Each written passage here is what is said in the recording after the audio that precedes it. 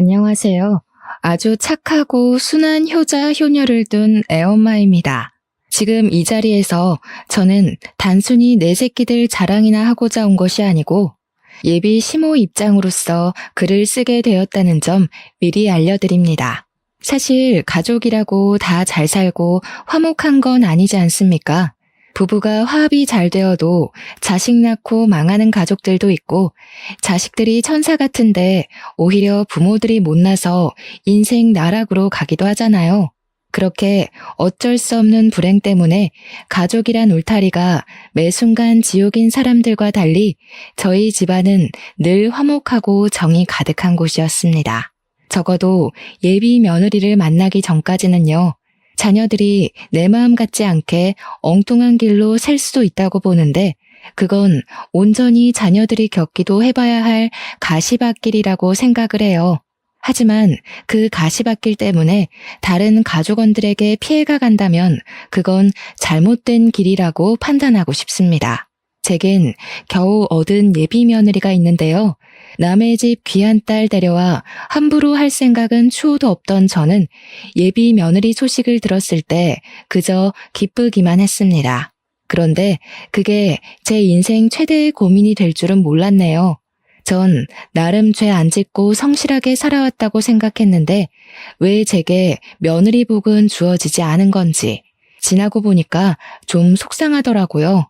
집에 새 식구 하나 들어올 뻔했다는 것만으로도 그저 효자이기만 하던 제 아들이 그렇게나 악의적으로 변할 수 있다는 건 제가 정말 지금 생각해도 아직 가슴 떨리고 무서운 일이에요. 저는 섬에 사는 사람인데요. 남편과 거제에서 살다가 사랑스러운 우리 연년생 자식들을 낳고 섬에 들어가게 되었습니다. 사실상 직장을 옮긴 남편을 따라 섬으로 들어가게 된 거였죠. 남편이 어장 일을 했기 때문에 거제에서 이를 친구 소개로 육지도라는 섬을 알게 되어 직장을 옮기게 된 거였습니다. 육지도에는 학교가 중학교까지밖에 없어요. 그래서 저는 중학생 때까지 육지에서 키우다가 고등학교 때부턴 객지로 보내 애들을 자취시켰습니다. 섬에서 좋은 것만 먹고 좋은 것만 보고 살았는지 우리 애들은 군말 없이 효자 효녀로 잘 자라주었어요. 사교육이 어려운 육지라는 지역에서 겨우 교회에 아는 지인 딸에게 과외비를 주고 수학을 배우게 한 것 말고는 따로 공부를 시킨 것도 없는데 고맙게도 애들이 알아서 성적 관리까지 잘 하더라고요. 육지 학교 안에서 1, 2등을 하는 성적이었지만 사실 객지 친구들과 직접 겨뤄보지 않은 성적이기에 저랑 남편은 애들 공부 실력에 관해 큰 기대는 안 했어요. 그런데 이 기특한 애들이 고등학교를 가도 전교 5등 안에서 노는 겁니다. 그때도 신기하기만 했는데 고3이 되고 수시 입시를 지원할 때 딸 담임 선생님한테 전화가 오고 다음 해에 아들 담임 선생님한테 전화 왔을 때 알았어요. 우리 애들이 정말 잘하는 애들이구나 하고요. 저희 집의 경우 특이하게도 딸이 의대의 길을 가니 아들도 누나를 따라 의대를 가게 된 경우거든요. 저랑 남편은 우리 자식들이 둘 다 의사의 꿈을 가졌었다는 걸 지금 생각해도 놀라운 점이라고 보고 있어요. 그렇다고 저랑 남편이 강요한 건 절대 없었습니다. 둘이서 알아서 착실하게 자기 살 길을 이룬 애들이 얼마나 자랑스러운지 몰라요. 애들 덕분에 졸지에 우리는 섬에서 자식 농사 잘한 집안으로 소문이 나기도 했었답니다. 동네 사람들이 우리더러 애들이 알아서 잘 커주니 참 걱정 없겠다며 많이 부러워했는데요. 사실 자식 둔 부모들은 다 알 거라고 생각해요. 내 자식 내가 눈 감기 전까지 걱정하고 마음 졸이는 게 부모 마음이지 않겠습니까? 그러니 무려 의사 자식을 둔 제게도 자식을 향한 고민은 끊임없이 있다는 겁니다. 저희 애들이 남부럽지 않을 만큼 참 잘 커주었는데 제 마음속 딱 하나 걸리는 문제가 있었어요. 애들 둘 다 나이가 30대 중반이에요. 그런데 아무도 결혼을 안 했고 할 생각도 없어 보인다는 게 저의 유일한 걱정이었습니다. 저랑 남편은 애들이 가족 꾸려서 오순도순 살길 바라거든요. 더 이상 우리 뒷바라지는 안 해줘도 되니까 이제 그만 자식들만의 가정을 이뤄서 행복한 미래를 꿈꾸는 모습을 보고 싶은 게 작은 소망이었습니다. 그런데 어떻게 된 게 둘은 똑같이 의사를 하더니 결혼에 관심이 없는 것마저 똑같을 수가 있는지 모르겠어요. 한 녀석이라도 가정을 만든다면 마음이 좀 놓이겠건만 애들은 영 직장일 말고는 관심이 없대요. 제가 한 번씩 애들한테 결혼 얘기를 슬쩍 언급하면 둘 다 하하 웃기만 할 뿐 전혀 이성을 만날 생각이 없어 보였습니다. 제 딸은 산부인과 의사이고 아들은 소아과 의사입니다. 그 말은 즉 가정 이룬 사람들을 빈번하게 만난다는 뜻이기도 하죠. 그렇게 예쁜 아기들을 보고 사이좋은 가족들을 보면서도 애들은 돌부처 마냥 그저 남의 일이라고만 생각하더라고요. 전혀 부럽지가 않대요. 남편은 애들 알아서 자라니까 그냥 자기 인생 알아서 살게 내버려두라고 하길래 입은 다물고 있었어요. 그렇다고 해서 아예 마음이 놓이지는 않았죠. 그렇게 나이 1살, 2살 먹어가던 중이었어요. 차츰 애들 결혼에 대한 기대를 체념하고 지냈는데 얼마 뒤 제게 깜짝 놀랄 만한 소식이 들어와요. 바로 우리 아들이 결혼하고 싶은 여자가 있다고 고백을 한 것이었어요. 우리 애들이 워낙 효심이 깊어서 주말에 바쁜 시간을 쪼개 매번 섬에 들리는데 한날 저녁 식사를 하면서 예비 며느리가 있다고 말을 해줬습니다. 정말이니? 아이고, 어떤 사람이니? 우리 아들이 선택한 사람이라면 정말 착하긴 하겠구나. 너 아직 레지던트인가 그거라면서 한창 바쁠 텐데 어떻게 인연이 다 되었을까? 같은 일 하는 사람이니? 예비 며느리 소리를 듣는데 얼마나 기대가 되던지 저는 설레는 마음으로 아들에게 이런저런 질문을 했습니다. 아들은 어떤 대답도 못하고 그저 표정만 어둡게 하고 있었는데요. 이상하게도 분위기가 뭔가 말해주길 망설이는 눈치였어요. 아들이 입술을 뗄 때까지 제 속이 얼마나 타들어갔는지 모릅니다.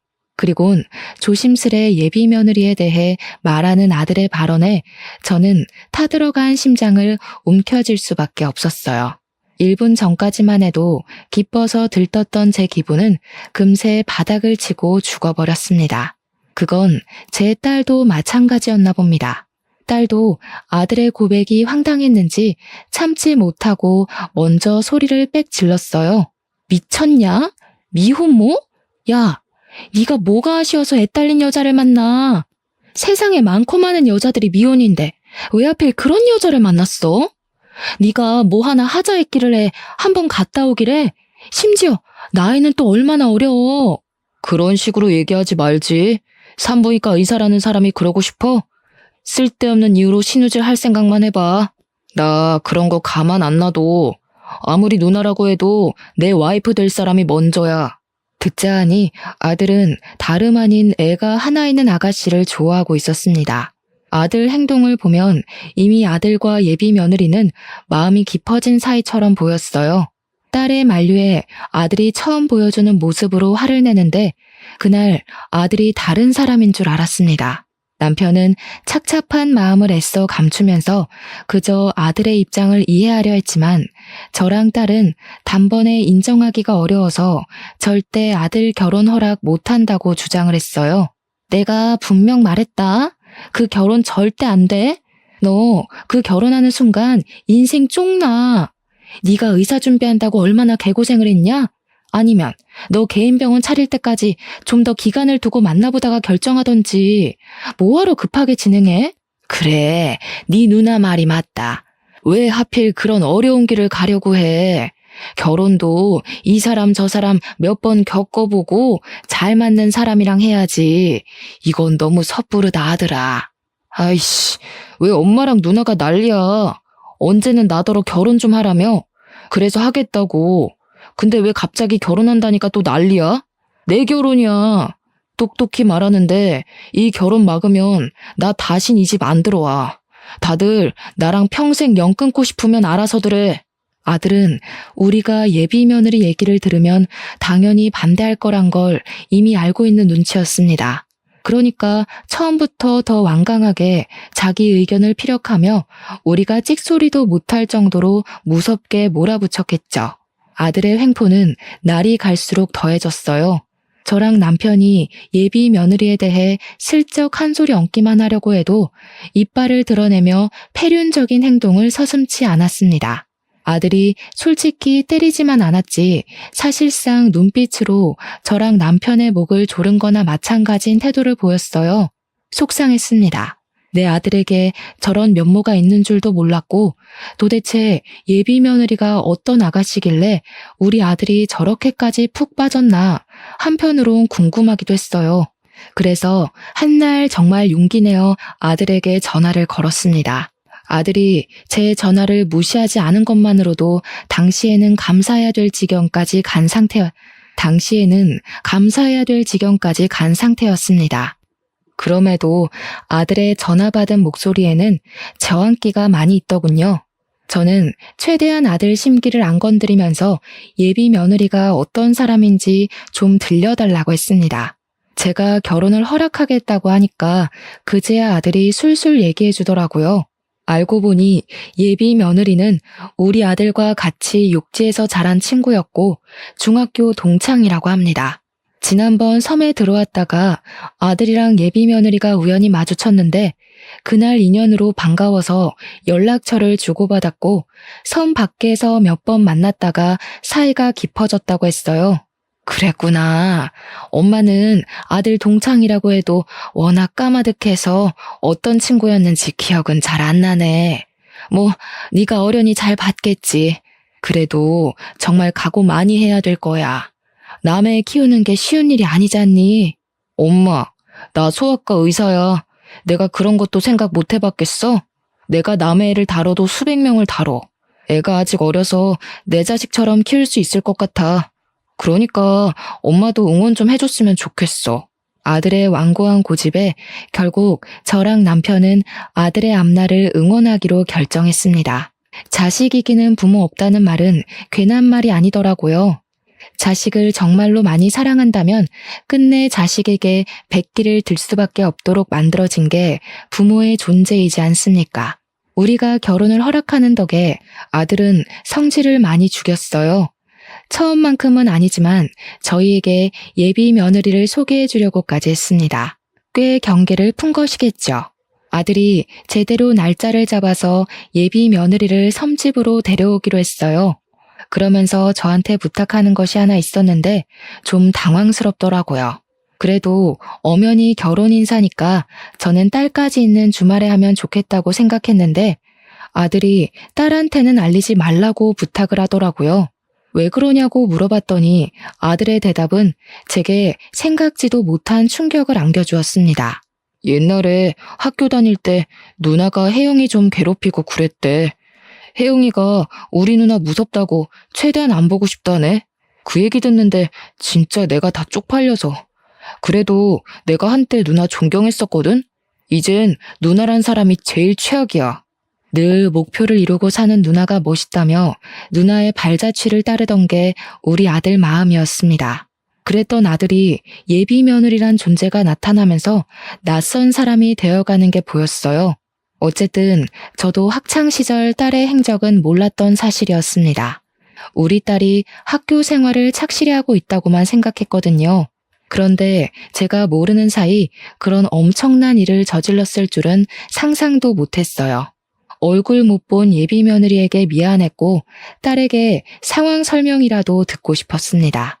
하지만 당장은 결혼 인사가 먼저라고 생각해서 일단 아들 부탁대로 딸에겐 예비 며느리 만난다는 사실을 비밀로 했어요. 그리고 며칠 뒤 아들이 연차를 내고 평일 시간에 맞춰서 예비 며느리를 데려왔습니다. 예비 며느리의 첫인상은 참 얌전하고 조용해 보였어요. 참한 것이 아니라 뭐랄까 나쁘게 말하면 좀 사람이 음침해 보인달까? 나름 어른 집에 온다고 신경 써서 머리를 묶었는데도 잔머리를 정리 안 해서 그런지 지저분해 보였고 피부가 하얀 편인데 다크서클이 있어서 어딘가 우울하고 기운 빠져 보이는 상이었어요. 인상이라도 좋으면 어떻게든 예비 며느리를 고운 눈으로 봐주려고 했는데 들어와서도 저랑 남편의 눈을 똑바로 못 쳐다보고 죄인처럼 바닥만 보고 있는 예비 며느리가 예뻐 보이진 않았습니다. 게다가 아들이랑 둘이 같이 들어오는데 아들 품에 예비 며느리 애로 보이는 아기가 안겨 있더라고요. 남의 자식을 안고 있는 아들의 모습을 상상은 했었지만 막상 직접 보니 또 한 번 심장이 철렁하는 거 아니겠습니까? 예비 며느리가 어떤 사람인지를 떠나서 고생길이 뻔히 보이는 저런 여자의 짝을 우리 아들이 자처해서 따라붙었잖아요. 엄마로서 제 아들이 남의 자식 때문에 고생할 생각을 하니까 도무지 마음이 안 좋더라고요. 고개를 왜 그렇게 숙이고 있나. 이렇게 힘든 결혼 마음먹었으면 더 떳떳하고 당당하게 스스로를 어필해야지요. 그래야 우리가 아가씨 힘든 사정 어떻게든 이해해보고 어울리지 않겠어요? 그래서 아가씨는 부모님 있어요? 삼촌이 하나 있는데 요양병원에 계셔. 너무 몰아붙이지 마. 혜영이가 이렇게 기죽을 수밖에 없는 건 어쩔 수 없는 사회적 낙인 같은 거야. 그냥 내가 옆에서 혜영이 자존감 일으킬 수 있게 도와주면 돼. 제가 보기엔 예비 며느리한테서 여자로서의 매력도 전혀 없는 것 같은데 대체 우리 아들이 뭘 보고 끔뻑 넘어갔는지 모르겠더군요. 예비 며느리는 제가 묻는 말에 대답도 안 하고 움찔거리기만 하더니 답이란 답은 우리 아들이 대신해서 예비 며느리를 대변해주고 있는데 그 꼴이 아주 황당했습니다. 남편은 이미 예비 며느리에 대한 기대를 놓은 것 같았어요. 제가 남편한테 뭐 묻고 싶은 거 있냐고 눈짓을 주면 남편은 고개만 젓더군요. 예비 며느리에게 궁금한 것도 없고 해줄 말도 없을 만큼 단념한 것이겠죠. 남편 마음이 읽히고 나니 저 또한 속상한 감정을 참지 못하겠는 겁니다. 게다가 직접 제 눈으로 예비 며느리의 꼴이 생각보다 더 말이 아니라는 걸 확인하고 나니까 우리 아들을 한 번만 더 붙잡고 싶었어요. 우리 아들이 의사인 건 알죠? 둘이 서로 좋아서 결혼까지 마음먹었다는 건 알겠는데 솔직히 내 아들이 손해보는 장사는 맞잖아요. 적어도 경제력까지 우리 아들한테 기대려는 거면 내가 좀 힘들 것 같아서요. 아가씨는 우리 아들한테 뭘 해줄 수 있어요? 집을 우리 쪽에서 해줄 테니 혼수를 그쪽에서 해결할래요?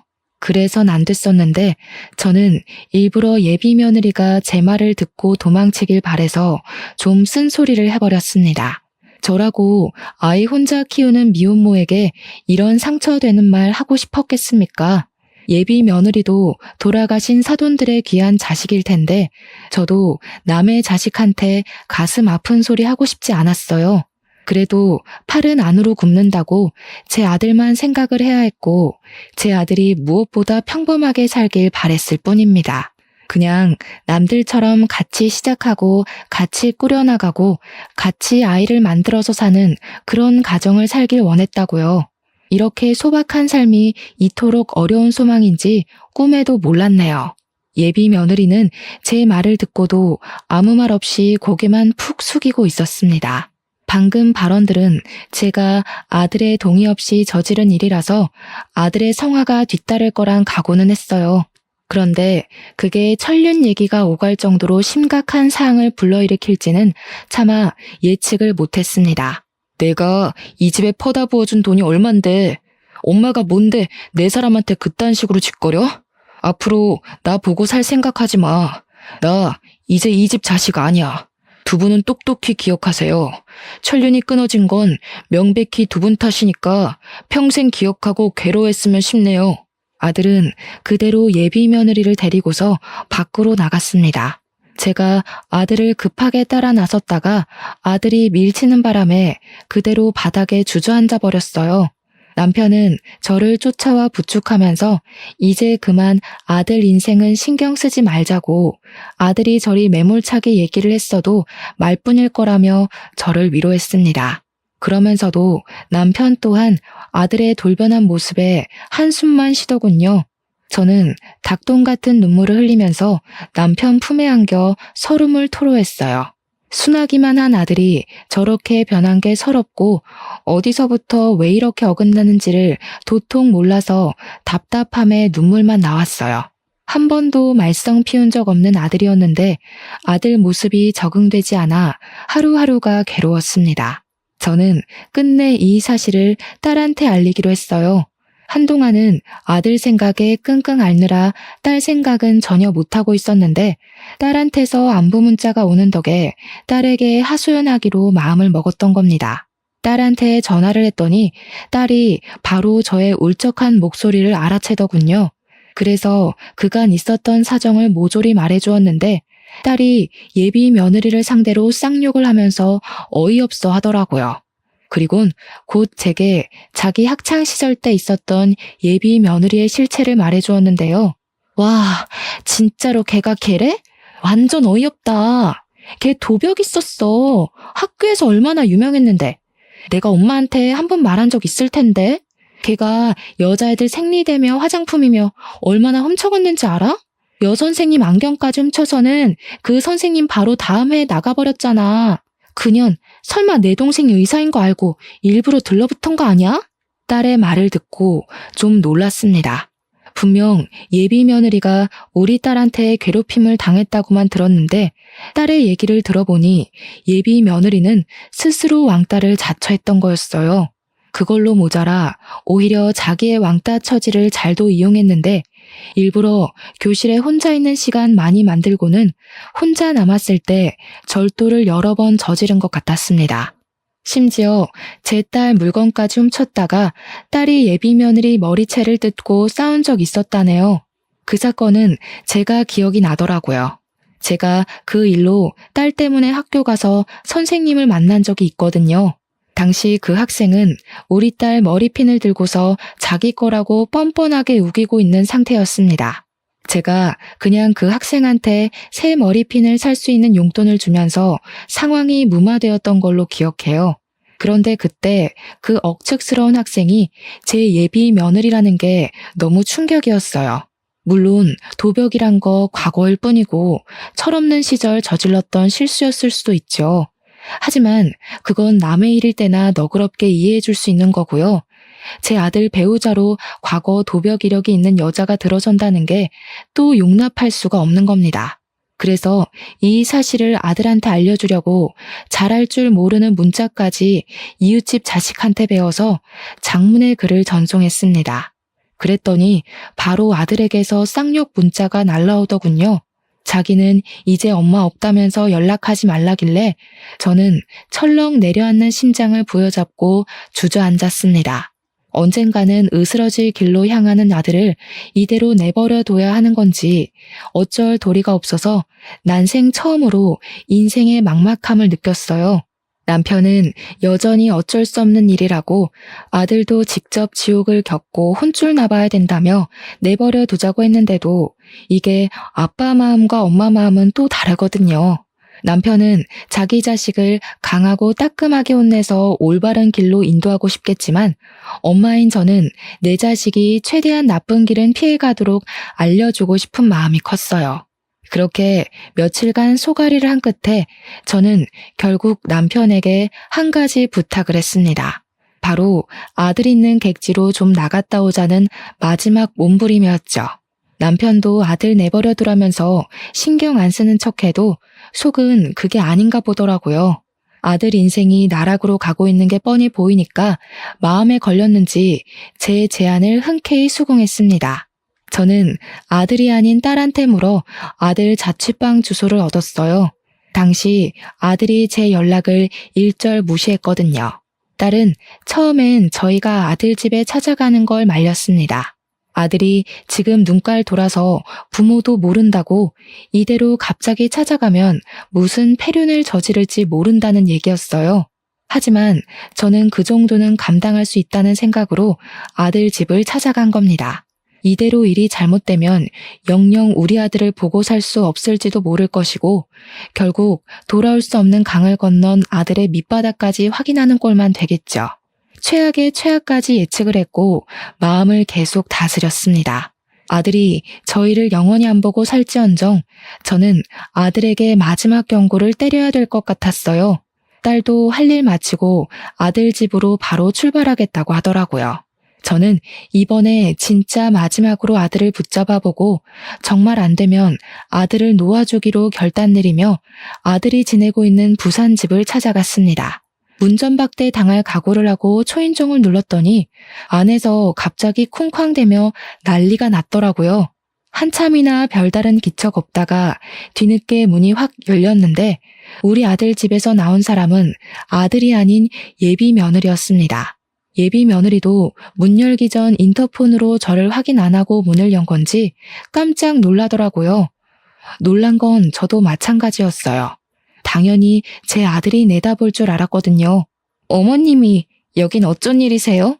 오시는 거면 연락을 하셨어야죠. 오빠한테 연락하고 오신 거예요?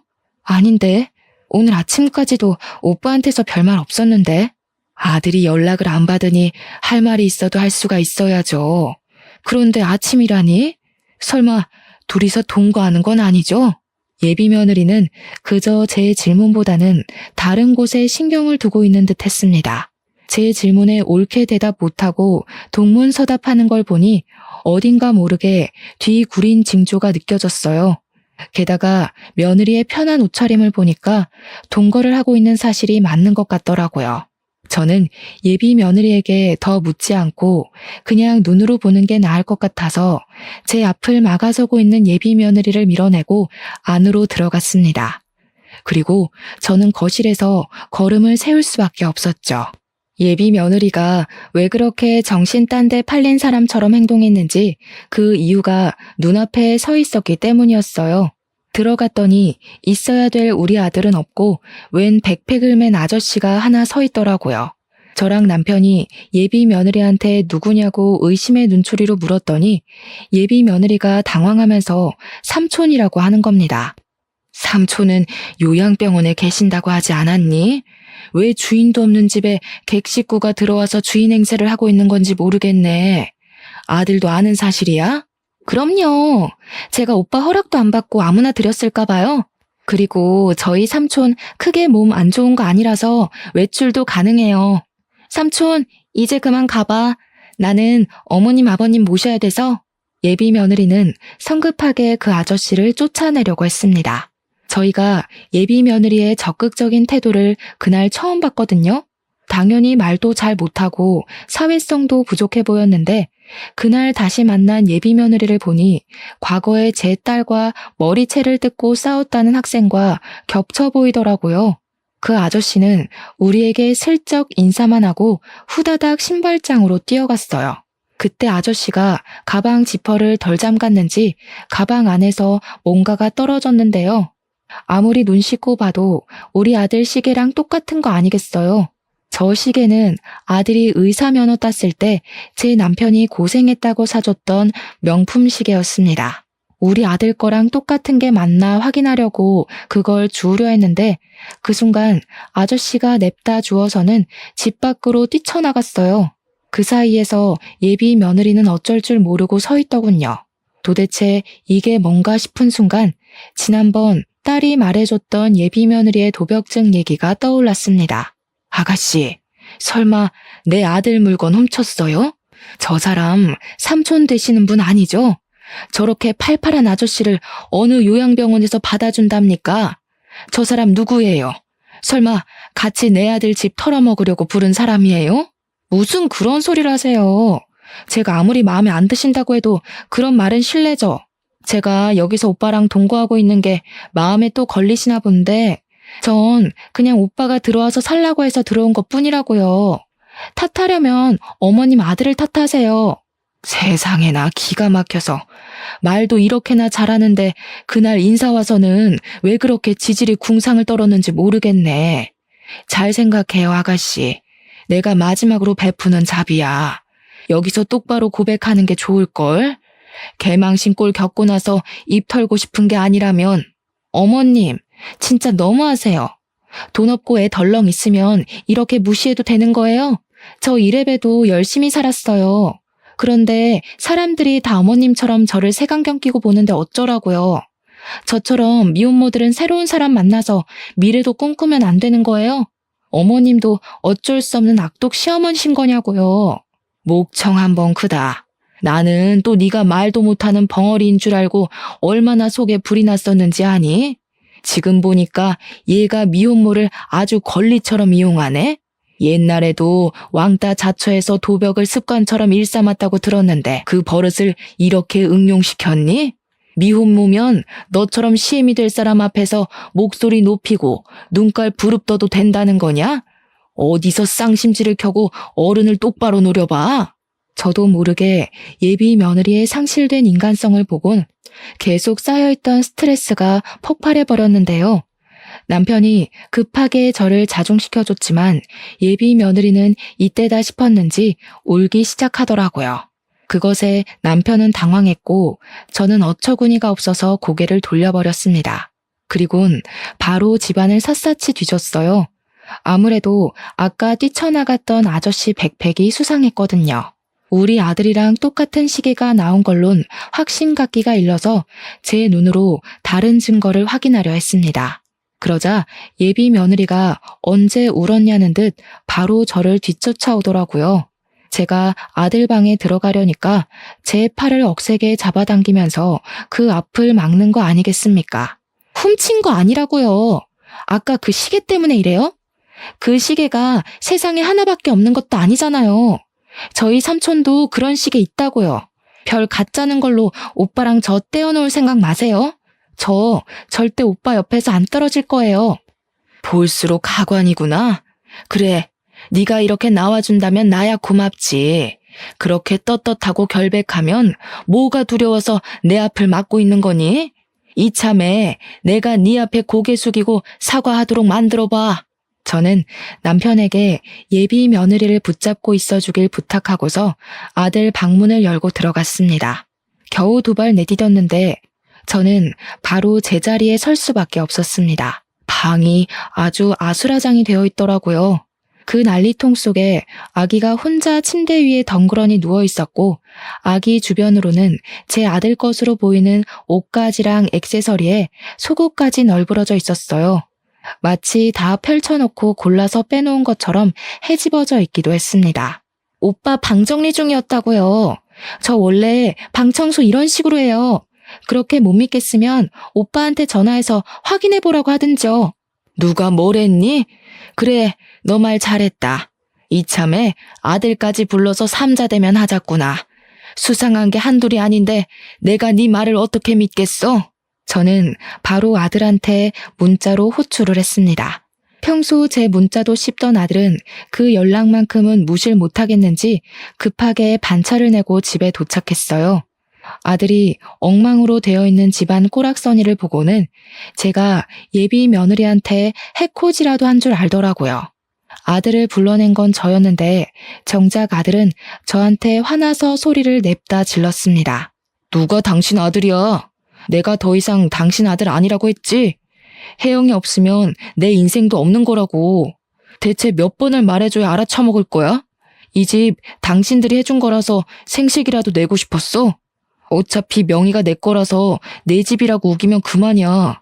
당장 내 집에서 나가. 아들이 미친 사람처럼 저한테 달려들어 목청을 높였는데 눈가에 불끈 힘이 들어간 아들의 눈빛에 저는 그만 겁을 먹고 말았습니다. 심장이 강하게 조여오면서 숨을 쉬는 게 어려워졌죠. 그러자 남편이 나섰는데 남편은 생전 자식들한테 손찌검은 안 하는 사람이거든요. 그런데 그날 처음으로 아들 뺨을 날렸어요. 한 대로 부족해 두 대까지 날린 후 마지막엔 아들의 가슴팍을 강하게 밀쳐 중심을 넘겨뜨렸습니다. 이 모저리 같은 놈, 내가 너를 이따위로밖에 못 키운 게 죄지. 어디다 대고 엄마한테 큰 소리야? 그렇게 여자가 좋으면 이 집 갖고 영영 사라져버려. 내가 너 당장 호적에서 파버릴 거야. 이 불효새끼 같으니라고. 아들도 평생 부모한테 맞은 적이 없었다 보니 자기 아빠한테 맞은 게 나름 충격이었나 봅니다. 그리고 제 남편은 웬만해서 애들 삶에 크게 간섭질하는 부모가 아니었거든요. 어떻게든 애들 선택을 존중해 주려고 한없이 이해를 하는 사람이란 말이죠. 그런 아빠가 자기에게 손을 올렸으니 아들 되는 입장에서 얼마나 놀랐겠습니까? 저도 놀랐는걸요. 근데 우리가 아들 눈이 돌아도 단단히 돌아 있었던 걸 몰랐어요. 남편의 손찌검이 아들의 반항기를 더 끌어올린 셈만 돼버렸습니다.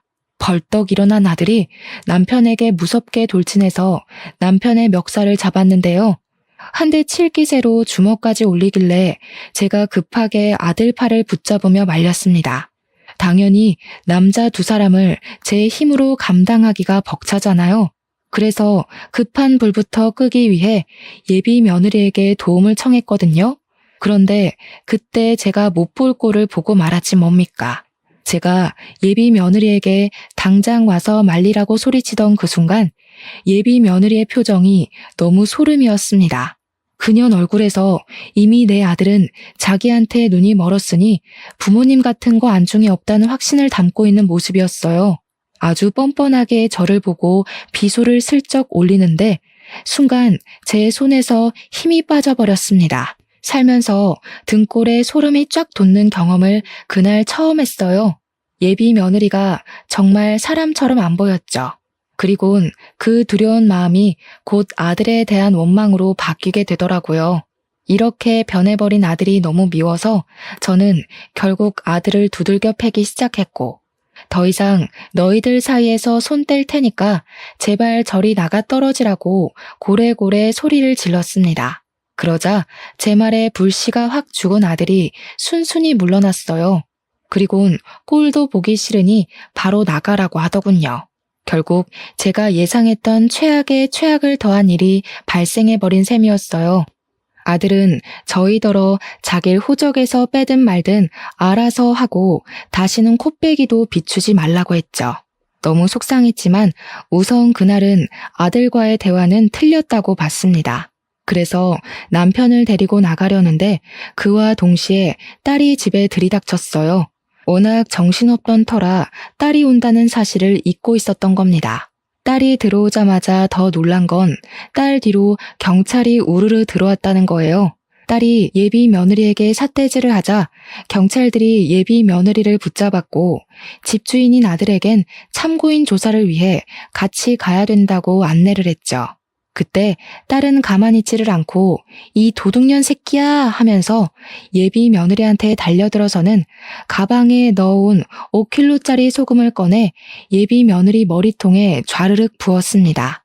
경찰에게 수갑이 채워진 예비 며느리는 손도 쓰지 못하고 소금 범벅이 된 채 비명만 질렀어요.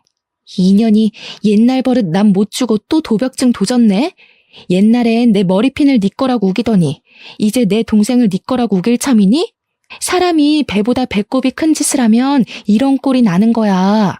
네 주제를 알아야지. 밑에 네 삼촌이라는 원조교제 애인 잡혀있거든? 내 동생 물건 다 뱉어내고 쳐 울고 있으니까 가서 나란히 부둥켜 안고 질질 짜라. 딸이 예비 며느리의 이마를 퍽퍽 밀면서 말을 하자 예비 며느리가 딸을 죽일 듯이 노려보면서 괴성을 내질렀습니다. 예비 며느리한테서 저런 악에 바친 고함이 나오는 게 또 놀랍고 무섭더라고요. 원래 조용한 녀석들이 미치면 더 겁나잖아요.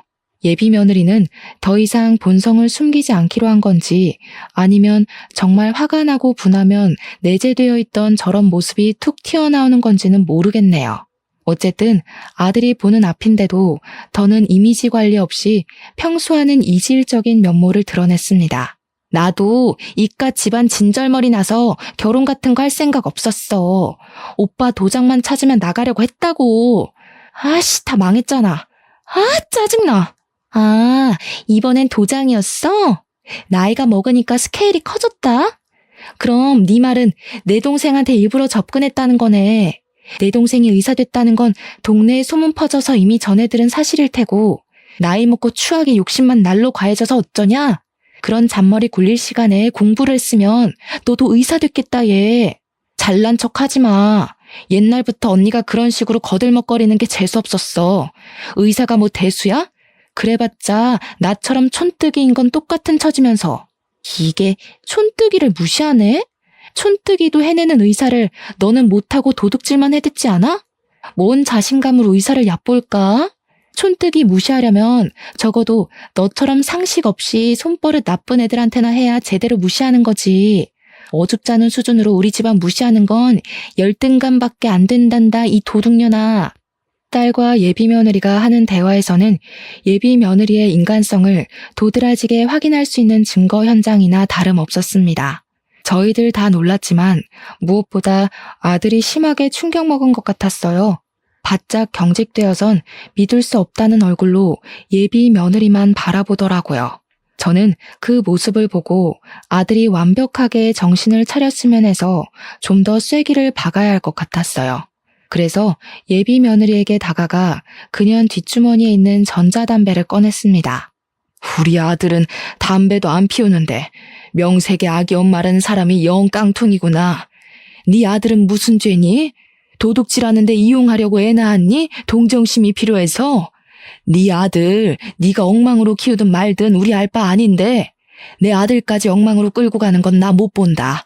어디 철딱서니 없이 도둑질이야? 가서 콩밥 처먹으면서 반성해. 저는 전자담배를 예비 며느리 입에 쑤셔 넣어주고 경찰에게 그만 가봐도 좋다고 했습니다. 아들은 참고인으로 같이 동행하면서도 내내 얼이 빠져 있었어요.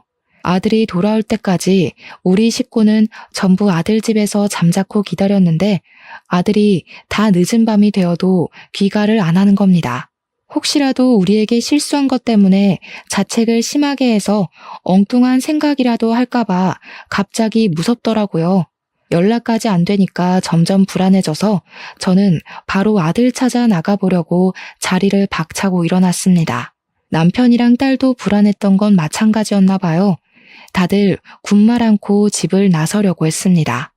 그런데 현관문을 여는 순간 내려가는 계단 쪽에서 웬 사람이 하나 앉아있더라고요. 네, 제 아들이었습니다. 잠깐이나마 불안했던 마음을 쓸어내리면서 저는 급하게 어두운 곳에 홀로 있는 아들에게 향했어요. 아들은 울고 있었습니다. 죄송해요. 제가 용서받지 못할 짓을 저질렀어요. 아무리 돈에 미쳐도 엄마 아빠한테 그러면 안 되는 거였는데 나 버려도 엄마 아빠 탓 안 할게. 이게 무슨 소리인가 하니 아들이 말하길 예비 며느리에게 끔뻑 넘어갔던 이유가 요양병원에 있다는 삼촌이 자기 개원하는 데 투자를 해준다고 해서 혹했다고 하는 겁니다. 그런데 경찰서에서 조사를 하다가 알아낸 건데 이미 삼촌이란 존재는 돌아가시고 없었대요. 그러니까 결국은 제 아들을 깨어내기 위한 예비 며느리의 큰 그림이었던 거죠. 예비 며느리는 함께했던 원조교제 아저씨랑 나란히 절도죄 형량을 받고 구속 처리가 되었습니다. 모든 게 처리된 이후 아들은 우리에게 진심으로 사죄하고 고개를 숙였어요. 저희 식구는 아들의 잘잘못은 정확히 따져주었고 용서는 그 뒤에 받아주었습니다. 앞으로 미안한 만큼 가족한테 잘하면 되는 거라고 버리네 마네 소리 같은 건 하지 말라고 말이죠.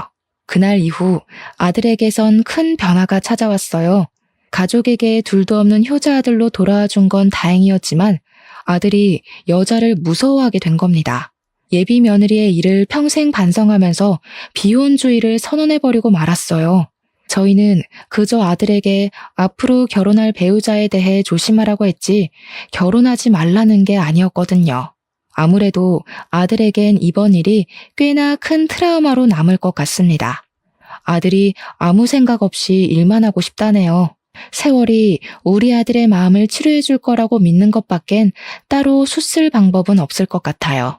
정말 별난 예비 며느리 한번 겪고 나니까 괜히 저도 애들한테 결혼을 부추긴 행동을 조금 자중하게 되었어요. 사실 결혼이 인생의 전부가 아닌데 제가 너무 결혼에 큰 의의를 두고 있었던 듯 싶습니다. 결혼은 해도 되고 말면 말고의 풍습뿐이잖아요. 앞으로는 우리 가족끼리 있을 수 있는 이 귀한 시간에 감사하면서 하루하루를 의미 있게 보내려 합니다. 제가 바라는 건 자녀들이 저의 곁을 결혼해서 떠나는 게 아니라 저의 곁에서 즐거운 웃음 많이 보여주며 시간을 보내는 것이란 걸 이제야 깨달았네요. 새 식구도 좋지만 다들 저와 다르게 본래 내 혈육을 아끼고 존중하는 분들이 되셨으면 해요. 제 사연은 여기까지입니다. 긴 글 들어주셔서 너무 감사드려요. 항상 행복한 날 되셔요.